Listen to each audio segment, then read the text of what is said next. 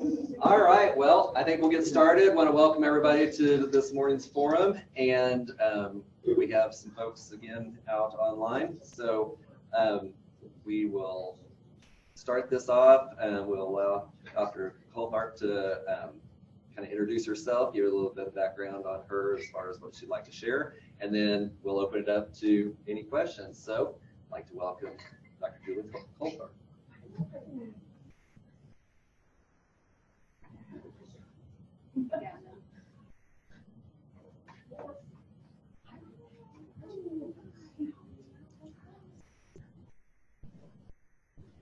Good morning, everyone. Thank you for taking time out of your busy schedule to visit with me this morning. I see some familiar faces out there, and thank you for those joining us from the sites and at a distance. It's always great when you can be connected to campus. It's an honor to be here. I've watched OTC from a distance for quite some time, and I'm impressed with the things that are happening here. So I take great pride in being here today. A little bit about myself. I have been in higher education for over 23 years. I've been on a college campus for 28 years in one form or another. And as soon as I got my undergrad in marketing management, I learned that I love college campuses. I'm a lifelong learner, and that was just my happy place. So I've made it a point to house my career on a college campus. While working, I immediately started working. I started out in accounting, so I kind of had some career ladder shifts, but I've grown all along the way. And when I started in continuing ed, I was in charge of the off-campus programs and National International Credit Studies Department. And for such a long name, there was one staff. And what we were doing was doing online and compressed interactive video across the state to about 9 to 11 satellite campuses. So one of the early adopters of online in those days was our College of Education. So I worked very closely with those faculty in developing courses and programs and getting those online. We had a very visionary dean at the time who helped jumpstart those efforts. But in working with the faculty, one of them approached me one day and said, "Why aren't you working on your master's?" Well, I've got a job. I'm pretty happy here. I mean, there's more. You know, my family has paid for 4 years, but you know, and my father affectionately calls me a professional student. So that started my grad career while I was working full-time at the university. And as soon as I completed my master's in vocational education, same advisor reminded you, "Oh, you're not stopping now. You need a doctorate." I'm like, "Oh, can I get an ed specialist? Doctorate sounds too hard." You know.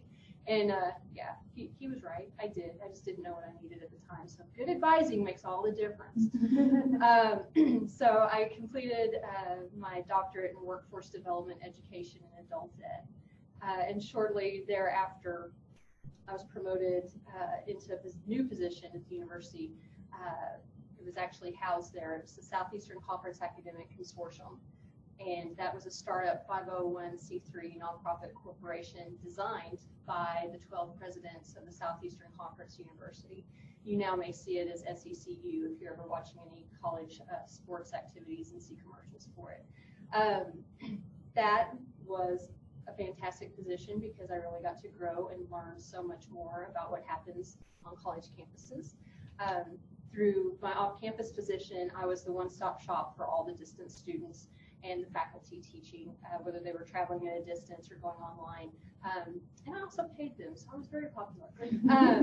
But the students would call me for anything they needed. And so I was very well versed in what the registrar does, what student accounts does, what the treasurer's office does, how you get an ID. And no, it isn't come by my office. That doesn't work for distance students. You got to find other solutions for that.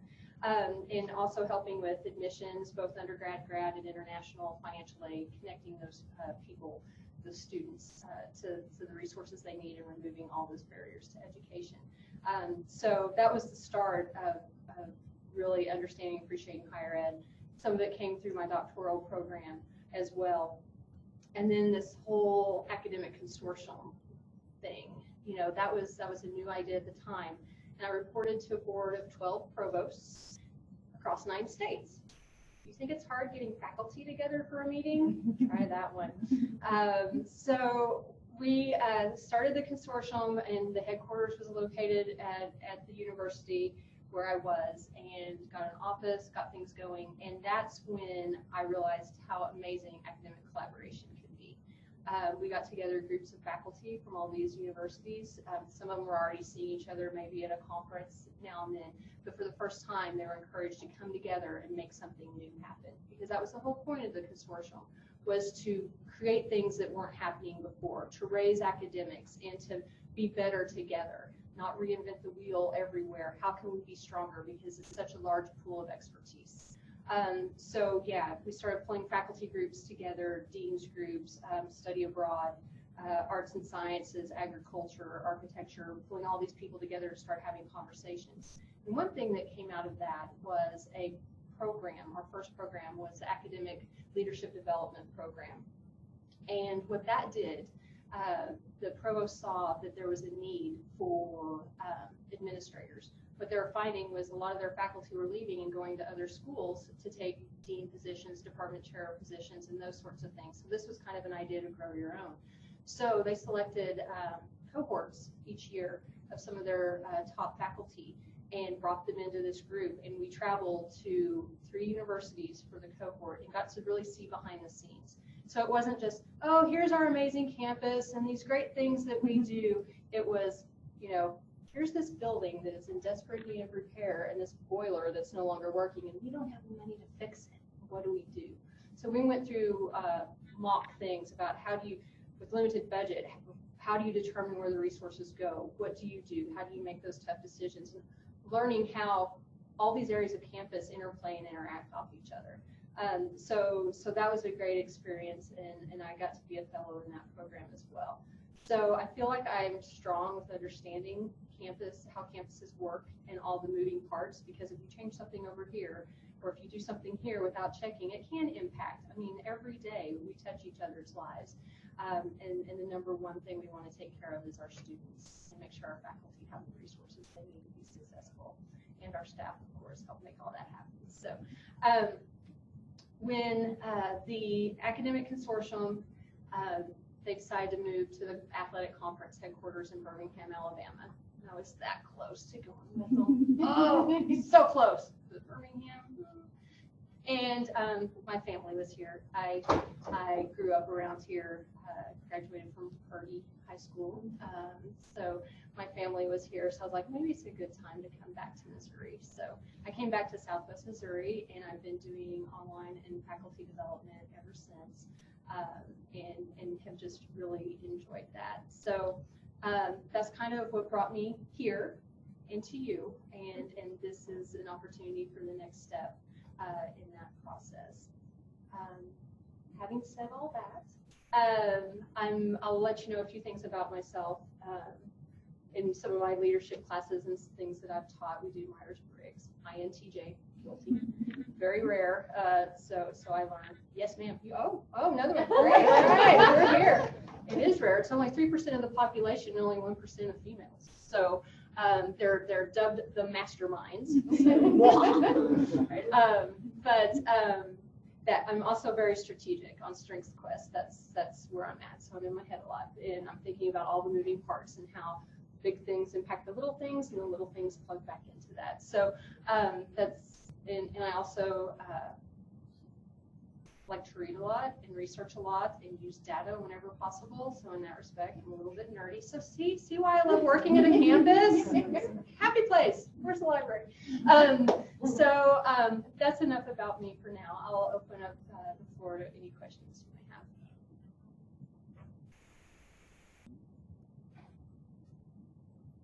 have. Yes, sir. First question. So in your current position at Drury, are you working with seated faculty as well, or are you just strictly online?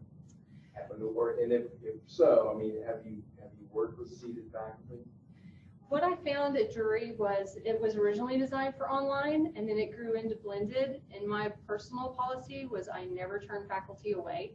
If faculty need resources and want help, they're welcome at my door anytime, even though that wasn't necessarily the prescribed policy at the time. Yes, we serve seated faculty as well, not just at the Springfield campus, but also at the remote sites.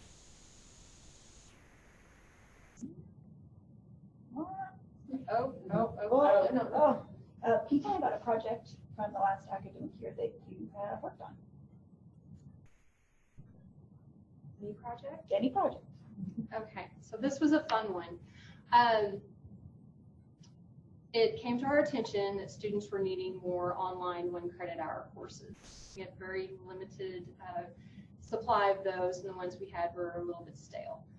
So I was charged with that, and I approached one of our faculty, and we sat down and brainstormed some ideas for that. She has a strong K-12 background, psychology, all these interesting things. And one of the classes, we were asked to come up with 1, maybe 2 together between her skill set and my skills in leadership and learning and the like. We came up with 5. We proposed 5.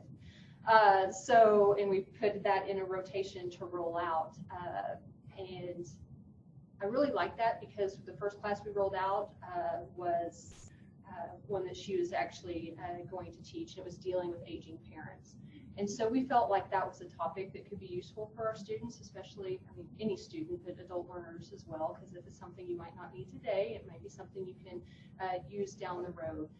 So a professional, kind of growth type class. So I was very proud of those. So, and retention of online students is obviously a huge challenge that we face here. What are some of your thoughts on how to even begin to tackle that issue? And what do you think an online student at OTC even looks like? Okay. Well, I would suspect an online student at OTC is busy. I bet they're pulled in a lot of different directions at the same time. And learning is something they have to fit into their already packed schedule. And, their studying isn't going to happen Monday through Friday, 8 to 5 necessarily. So I think making sure those services are available to them when they need it is great, whether that's virtually or extended hours or whatever that may look like. Retention is tricky because the first thing you have to do is define it. So how do you define retention of not just an online student, but any adult learner? Does that mean because they took a semester off to have a baby that we're never going to see them again? Does that mean that if they got laid off from their job and can't pay for school this semester, they're not going to come back? Because we notice we have stopgaps. So maybe they sit out a semester or 2, but then they come back. Did we retain them? So that's a question that the university has to answer at a higher level and determine how we're going to track that. As far as how to retain them specifically, faculty is critical, but I don't think it's fair to lay that entire responsibility on them. They're busy too. They are a very viable front line of defense because they know first if they're coming to class or not. We may have some data in Canvas that can tell us if they logged in, but faculty are gonna know first. There's several things you can try. I'm not familiar with what is being done currently, but early alerts is one system. Also monitoring, especially for online, through the LMS, what the login activity is, or being able to set, parameters at a individual class level. So if a student starts doing poorly on assignments, that it flags. I mean, those would be things the instructor would watch clearly. I don't know if online staff or administration could see some of that data as well, but triggers. So you want to know what's going on with the student. And one of the best things, faculty can see that, but one thing you can do is have advisors reach out. So if a faculty alerts an advisor, let the advisor make that call, make a physical connection with that student and say, hey, I was told you haven't been in X class. Is everything okay? What's going on? And just reach out, because sometimes they just need that little nudge or support, and to know that someone at OTC cares. It's like, oh, they missed me. They noticed I was gone. This really is important to me. So I think making that contact, and then the advisor would then determine what needs to happen next. We hope there aren't any behavioral or abuse situations or anything like that, but if there were, we'd want to make sure that those students had resources and were made aware of them through whatever processes you all already have in place. And there's other ways. Research shows, I've looked at this just briefly a couple days ago to see, there are tricks and tools, and not tricks, but ways that faculty can help, and ways that we can support faculty in helping that. But again, I think it's a lot on the advisor and the processes you already have in place, right? Because retention is not just an online issue, right? And almost in online, it can be easier to track if you can see when they've been there. But it's a larger conversation, so it has to fit in. Whatever we would do in online has to fit into what the campus administration is deciding to do as a whole, and kind of play off those, so the processes would be similar.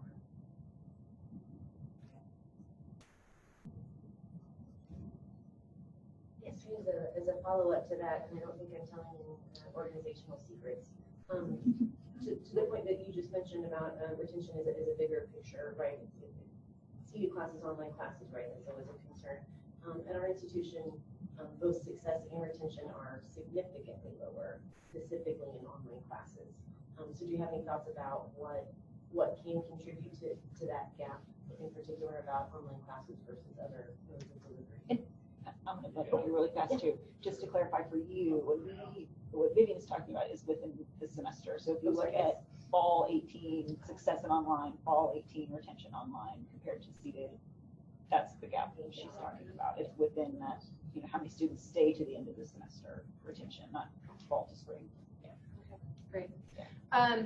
Yes. So there's several things that could be going on there. One is student preparedness. Online may not be for everyone, faculty and students alike. So you'd want to make sure that you set your students up to succeed in online, whether that's through a pre-screening, some sort of orientation course, let them test drive the LMS at no charge prior to the course starting. Maybe the advisor asks them some questions. I think online classes can be really intimidating, but then once you see them and start waiting around out there and you realize, I'm not going to break this, that helps. But one of the things I've seen is you can offer a free student orientation class. It's like, okay, I'm not going to bother. I don't need. But one thing that I created was a introduction to online learning, and that's faculty led. It's an actual 4-credit course. We got that where it was required. Unfortunately, we didn't get it all the way where it was required on the front end. So if you could put that at the front end in such a way, even if it's just a 1 hour, if financial aid will cover that cost, and then that gets them much more confident in the online environment and having that interaction and understanding time management and knowing that, oh, I'm really gonna have to carve out my time so I can study. This isn't easier. This isn't, oh, just sit back in my PJs and click, I'm done, right? This is serious stuff. There's rigor out here. So I think the student preparedness piece is critical. Again, any sort of intervention program we could do, like I previously discussed, and then making sure hardware and software is okay. That's job one, right? If they don't have reliable internet where they are, or if they say, well, I have to go to the library after I get off work at 10 p.m., red flag, right? Is there anything else we can do to help facilitate that? So, it may be a timing issue. Maybe once you get your hardware software concerns addressed, then you're ready for online, right?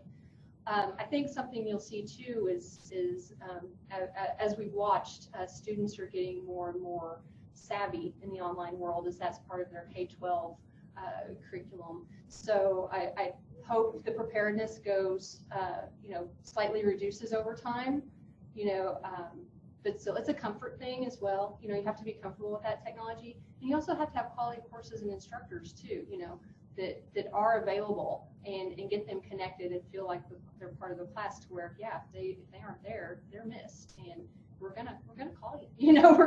We're gonna keep up with you, so you're not just a number. there's one more thing I wanted to say to that, but I went around, so, all right, if I think of it, we'll revisit it. So, thanks. I have a question. Sam? As someone on the campus that works with the high school population here, you're correct in that they are engaging at a greater level in online learning right now, particularly in this region that's expanding fairly rapidly, not always very successfully. So that's being tracked right now, and so I think there's going to be some bigger conversations about how that can improve. You mentioned, which I was glad to hear, kind of the quality of the course itself. What kinds of elements would you want to see in the design of a course and its execution that you think directly contributes to students hanging in there? Maybe increases engagement, perhaps. Mm-hmm. I think clarity is one, being able to follow the course, not making it confusing. The syllabus matches the assignments and learning outcomes and the lessons. Everything's connected and it flows, right? There's a structure and a framework. So week to week, you can know what your expectations are. Also, I think accessibility to the instructor is huge, in communicating in a timely fashion. You don't, if they think, oh, well, I emailed my instructor that question and, it's been 7 minutes and they didn't get back to me. All right, we know that happens. But more realistically, just stating your policy. If you're going to reply within 24 hours, then make sure you do that. And so being available and accessible and being sure, you stay up with that, because that is work. I mean, online classes are on 24/7. So, and they expect that. I think keeping the content engaging, using some mixed methods in there, whether that's integrating a YouTube video or, some sort of other. I like to use journal entries to get them to reflect about what we're talking about. It works especially in psychology and leadership courses to where they can apply. I'm a fan of Andragogy. Is anyone familiar with Andragogy? Anyone not familiar with Andragogy? Don't be shy. It's okay. Anyway, it's the art and science of adult learning. So they want their learning to be pertinent. They want to be able to apply it to real world experiences. They want to apply that information immediately. And they want to be more self-directed, not content-directed. So they also bring their own experiences into the classroom. So if I'm doing a lesson and I say, can you tell me about an experience where you encountered this, leadership situation? If you have an opportunity to apply that, you're going to engage. You're going to retain more of that information. So I think making that content meaningful and student-driven to as any degree as possible, and then mixing it up, not just read the chapter, answer the questions, click. Read the chapter, answer the so mix it up. Maybe again this week we're watching a YouTube video. Next week I have one instructor who in history had them write a haiku about a historical event. I've had them interpret song lyrics that applied to the content. And so just thinking outside of the box and being creative. And that's where the faculty development piece comes in. And that's where online staff's knowing trends and best practices. And even if just one faculty does something unique in a class like that, we need to share that story. We need to be able to tell that to others, because that's what's going to drive the passion. Because you want to be passionate about what you're doing as an instructor, because that makes it fun for not just you, but the students as well. Oh, hang on. Back to your question. The piece, and I'm sorry, Matt, I keep forgetting data because, it's just, I love it, but it's been foreign to me in my past, or unavailable is a better word. So having the data, so looking at student retention, is a student just dropping out and disappearing out of online classes but staying in seated, or are they out of both? And then being able to track that and say, did they come back? Not just next semester, but what was going on? And then of course, any type of exit interview or finding out why, because some things you just can't control, especially with adult learners. So I think understanding that is a big piece. Do you pre-screen a jury? I mean, do you turn students away that aren't capable of doing an online course? In the current environment, no.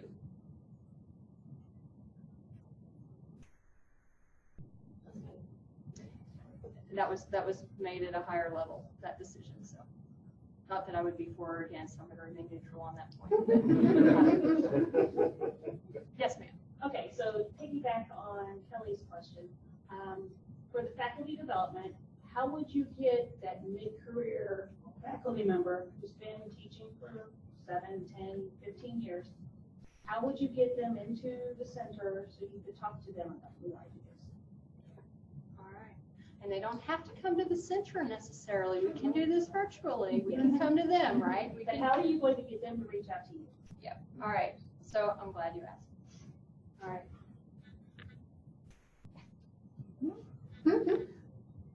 And no, we don't throw it at them. This is a peach, standard everyday peach, right? And so this kind of summarizes my philosophy on faculty development. The meat of the peach, the juicy goodness that we all know and love. I mean, we can slice and dice that and make anything you want out of it. We've got resources, we've got tools, we can do this all day long. And that's the fun, good stuff. But the part that often gets overlooked is the pit.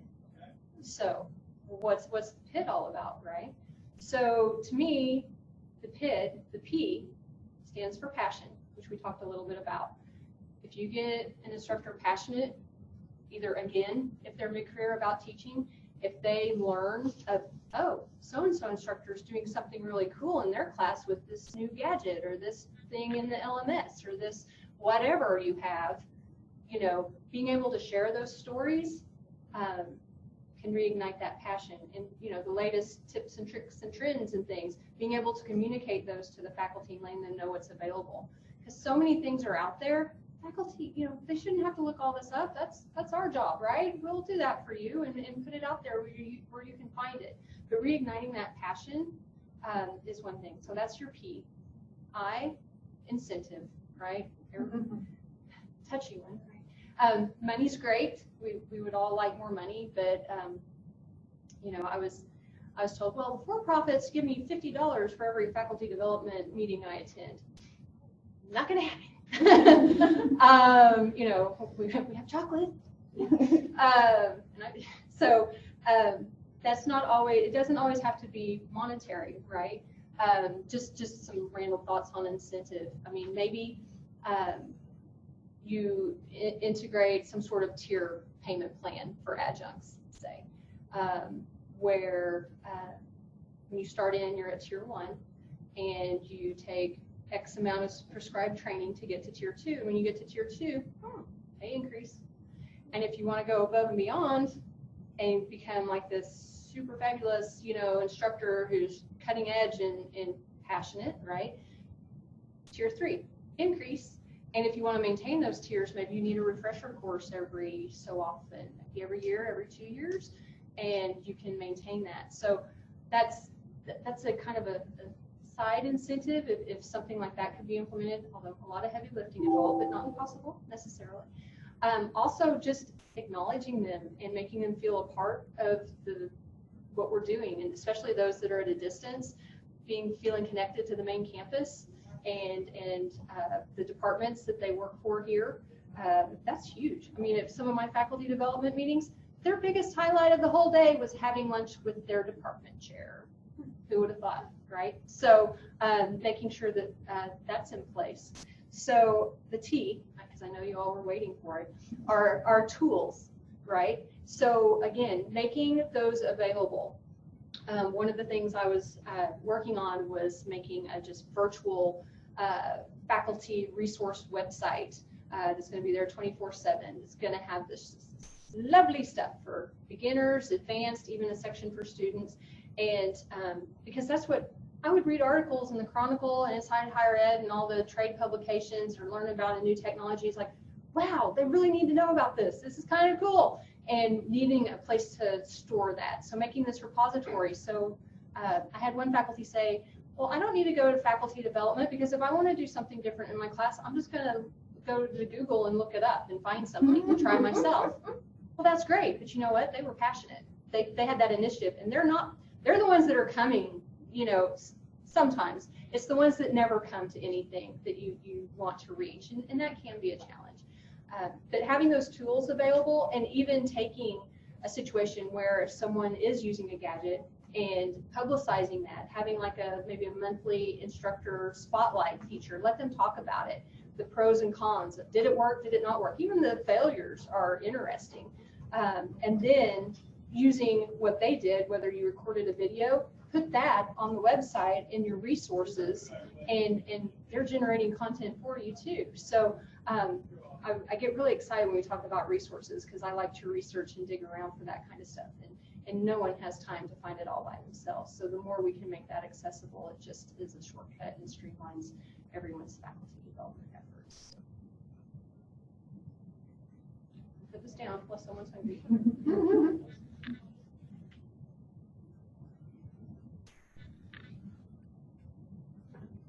Yes, sir. Could you talk a little bit about your leadership style with the team that you would have in this job, including any conflict management, things like that you would do? All right, sure. Of course, it can be varied on situation, but I would say primarily collaborative and transformative. I believe in creating a vision that kind of guides and aligns what we do, and making sure that fits in with the university and administrative vision for the area. So making sure that we're all on the same page, and that what we're doing fits into that somehow, because that's how you move forward towards the bigger picture. And having that shared vision, because you want a team, you want everyone pulling in the same direction. I think most, if not all of us, have been part of the teams where, oh, this person's over here and this person's over here, and it's one of these things, and it's just exhausting every day to live in that environment. So if everybody's going this way, it's, you know, a lot less friction, and you get further. So I think that's important, and I like to go where my people like to go whenever possible, in that they're experts, they're here for a reason, and you know, if I trust them to do good work. I don't micromanage, but I do want to understand. So I want to be able to say, yes, I know what goes into their job, and these are the things they do on a day in, day out basis, but I don't need to know how they're doing it every moment of every day.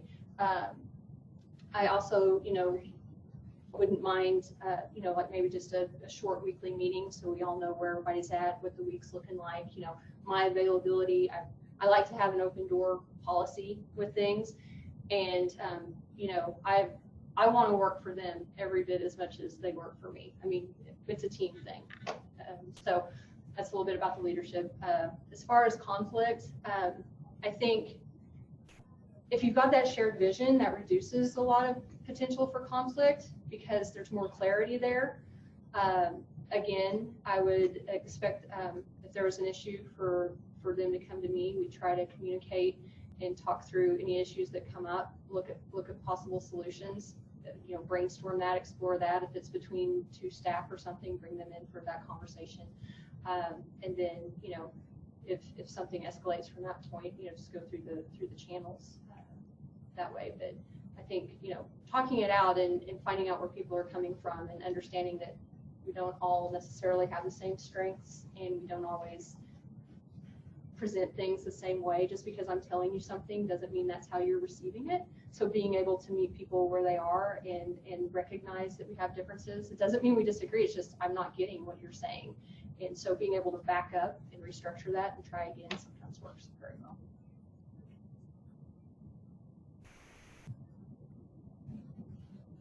I have one more. Yes, sir. I've asked every candidate this, so will you define what you think critical thinking is, and then how you would assess it? My definition, in its simplest form, is thinking about thinking. You know, that, and by that I mean not taking information at face value necessarily, to dig deeper into that, to analyze it, synthesize it, look at it through multiple lenses, you know, kind of just turn it and like a prism, what what comes out of that. As far as assessment, from the most basic standpoint, I would say that a change has happened or was at least considered, whether that's in behavior or perception. I mean, you paused, you had that moment of pause where you reflected upon it and you kind of made it your own and added to that information with your own reflection of that. You know, literally, you know, perhaps a pre and a post test, you know, how did you change that information and how did it change you? And recognizing the bias, of course. Yes. I have one question. Why MTC? Like, why, what drives you to us? Great question. I've had my eye on OTC since I came back to Springfield. You guys weren't around when I left. Through my master's and doctoral program and learning about higher ed and the systems, the types of colleges, I've worked at a public research four-year institution. I worked at a private liberal arts. And to me, I always felt like a place like OTC in the community college environment best suited my values and the things I cared about, because it's never too late for an education, and I'm a lifelong learner, and I appreciate the challenges, especially that adults face. Not to say that people straight out of high school don't have challenges. That's not what I mean. But I think one of my things I try to bring to all of my positions is making things better. Whether that's a process, whether that's a program, whether that's a student experience, I want to make things better. So I'm continuously improving that and researching and trying to find ways to make things better. Not to say we're not doing a good job. That's not what that means. It just means we want to do the best we can. And things are always changing. You know, trends are changing and needs are changing. So I think helping students better themselves is just such a huge component to my vision. We have a question from online. Doug asked, how should online instructor and student relationships compare to face-to-face ones? Okay, thank you, Doug. I would say as similar as possible. With online, the technology is there to have a face-to-face conversation if that's needed. Again, with online, it's being accessible, replying within the window that you said you would reply, and making sure that those questions are answered. So I mean, I think it can be very comparable to seated. In fact, I think online can be better at that because you have more time with the student, right? In theory, you have 7 days, 24 hours a day if need be, rather than just a class time, you know, a few days a week. So, you know, and the technology is there if they want to Zoom or Skype or something like that and have that, if they need that physical conversation as well. But I think the amount and quality of interaction can be just as good online as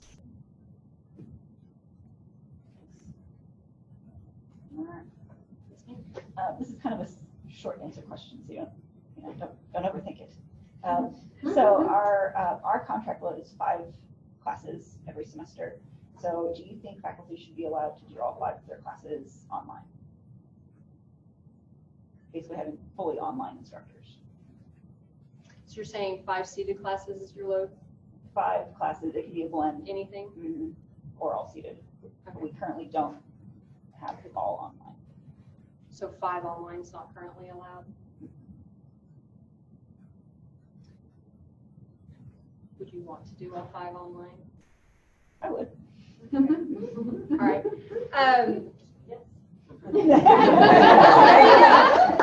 Short answer. Done. Yeah, I mean, online can be a lot of prep and a lot of, again, time. But I mean, if the faculty is wanting that and the department and the program are okay with that and administration is all right with that, yeah, if you can successfully pull it off. Back to yes.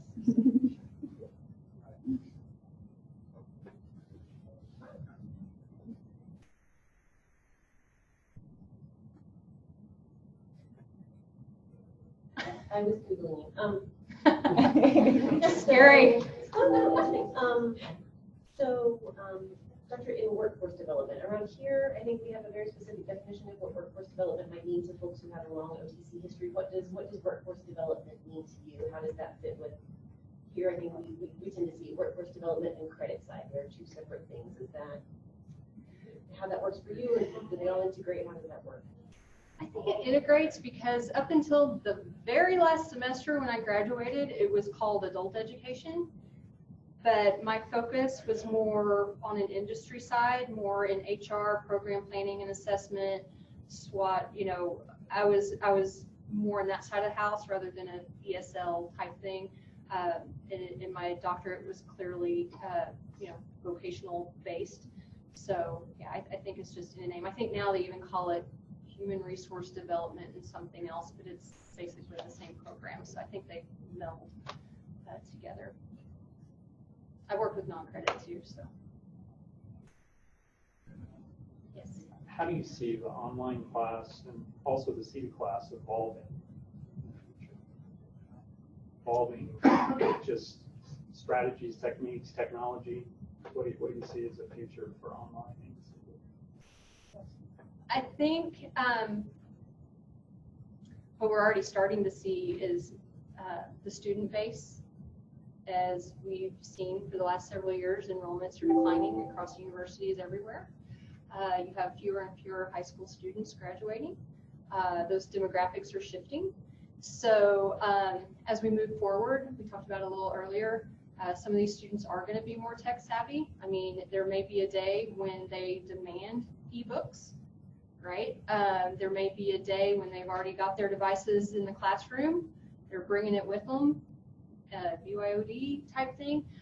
So I think we have to be ready for that. And I think moving forward as a university, seeing some of those trends before they get here and being able to make sure we have the infrastructure to support that is important. And then as that starts to manifest in the classroom, making sure the faculty development piece is there to help instructors evolve with it as well.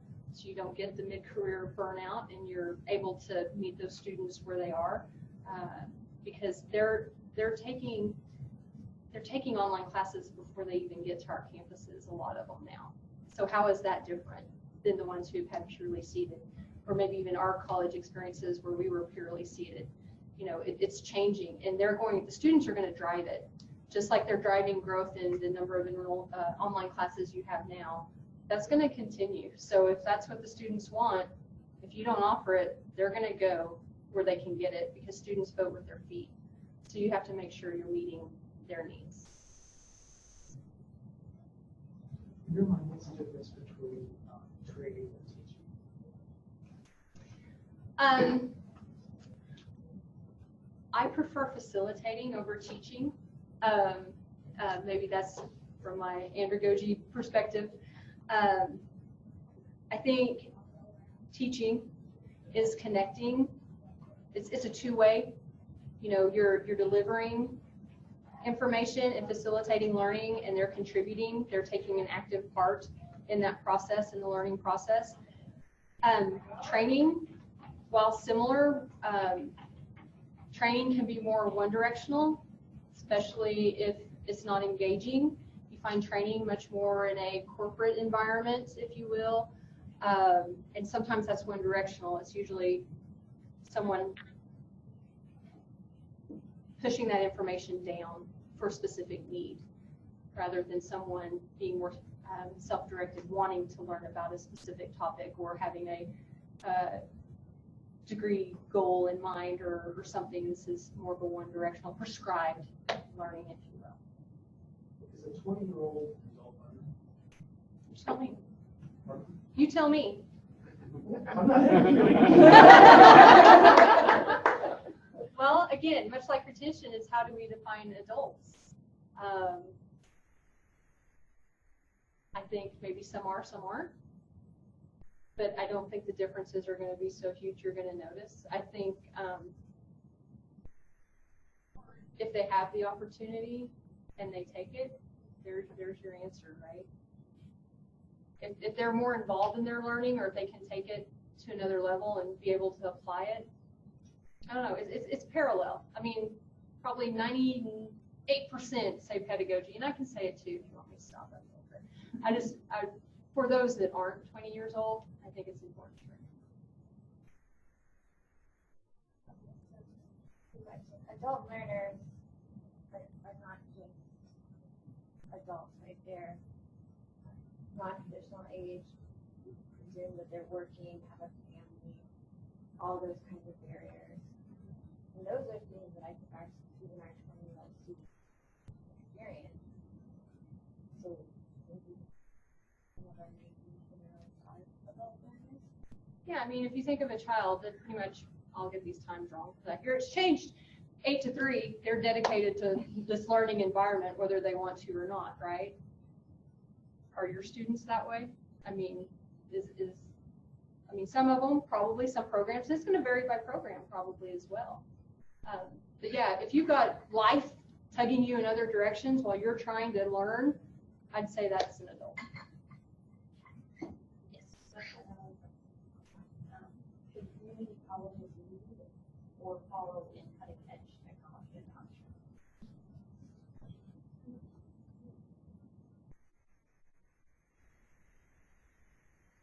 I'd say, I mean, I think everyone should lead in it as far as budget allows. I mean, you know, there's always budget constraints, but I like to be, I don't want to be the first one off the technology cliff, but I want to be towards the front, right? Because late adopters, by the time you get there, it's already changed. So I would go with up front, towards the front. Thank you, Doug. Yes.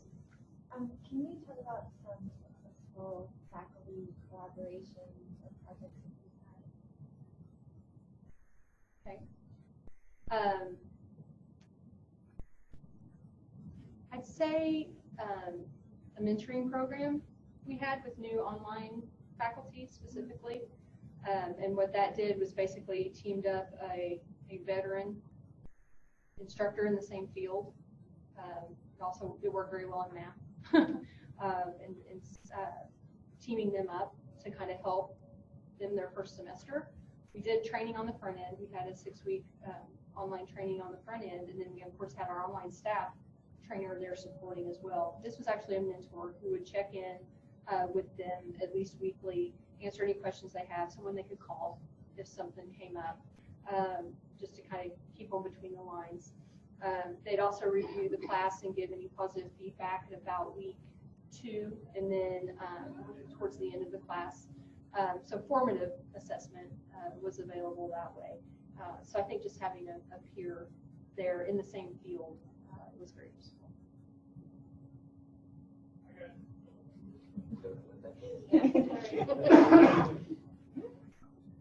So we probably have time for one more question. Let me ask you a question. Okay. And this may be, I've got to have time left. This one's for the faculty. What's one thing you wish you could do in your class but currently can't?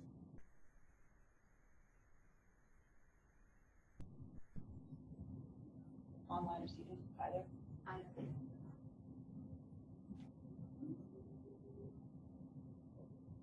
Mine's really specific. Go for it. I teach statistics for behavioral sciences, and I have in my in-class, I have they're called poker chip people, and I would love to be able to replicate that for my online class. So in class, they pull out, we talk about sampling, and then they use poker chip people. They've got data on the poker chips that's like their age and their gender and all kinds of other stuff. So they pull out the random sample of 10 poker chip people, and then I say, okay, find the average age. They type in their data, find the age, boom, in class activity done.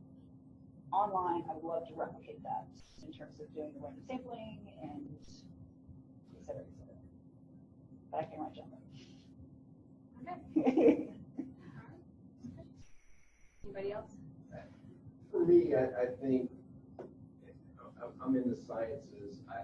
Our labs are set up a certain way, but we have some classrooms here at OTC where you can move furniture and so forth. I mean, we're very traditional in the way we furnish our classrooms. And I would like to see that change over time, because there's a lot of people who want to teach through active learning, and it's very difficult to do in our current way our current classrooms are constructed. Classroom design, that's a big one. Great. Anybody else?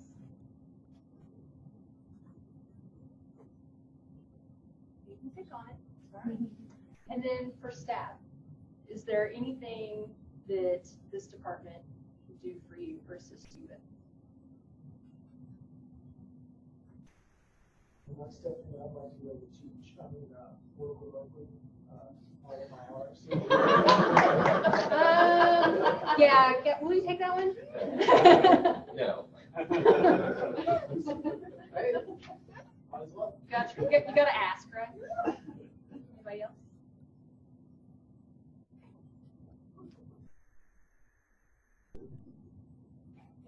I'm coming from a staff, and I teach like 2 classes online, but just our strategic plan is a huge thing going forward.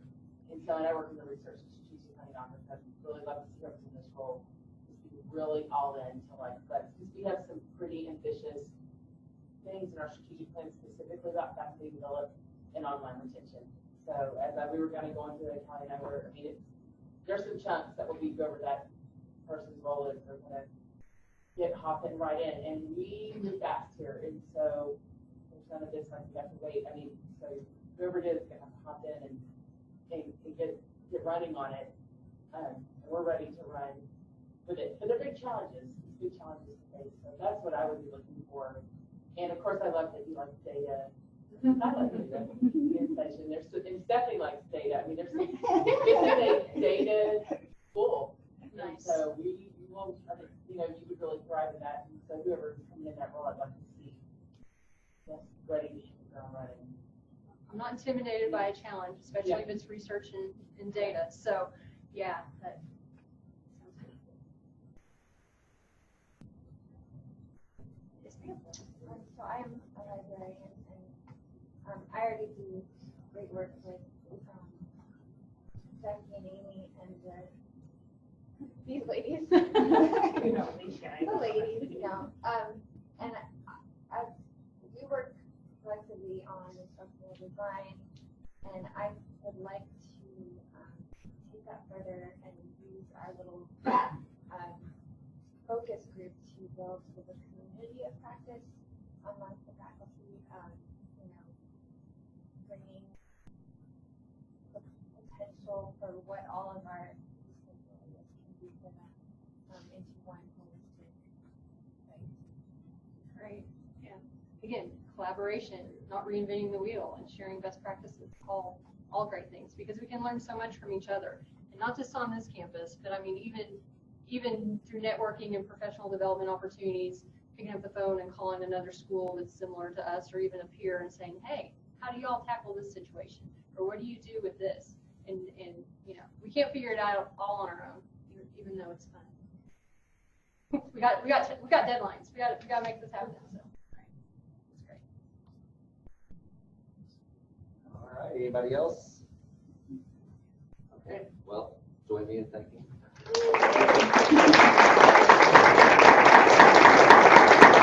And again, I'll just remind everybody, the surveys for the candidates, be sure and have those Friday the 8th, so Friday, that's the deadline, so have those in, and thank you all for coming. Yes, thank you all. Appreciate it. Thank you. So, I put in my motion for it. How do I?